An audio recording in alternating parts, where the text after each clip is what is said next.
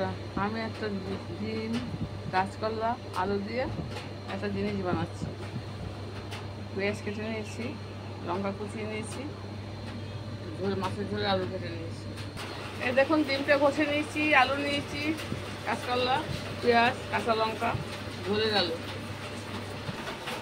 এই দেখুন বন্ধুরা, ডিম ঘষে নিয়েছি, পেঁয়াজ নিয়ে নিয়েছি, বেসন নিয়েছি একটু, কাঁচকলা, আলু, ধনে, জিরে, লঙ্কার গুঁড়ো, হলুদের গুঁড়ো, পেঁয়াজ দিয়ে মাখিয়ে এরকম কাঁচকলা ডিমের বড়াটা হয়ে গেছে।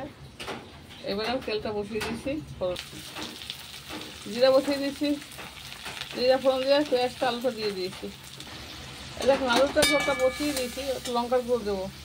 মশলা কষা হয়ে গেছে, জলটা দিয়ে দিই। তাড়া আছে, এত তাড়া করে পারা যায় না, সবসময় তাড়া। দেখুন ঝোলটা ফুটে গেছে।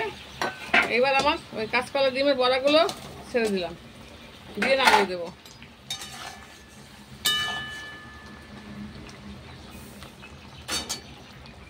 সিগন্যাল 25 প্রতিটা সিগন্যাল বাস খাবে, বাসে উঠতে পারবো না।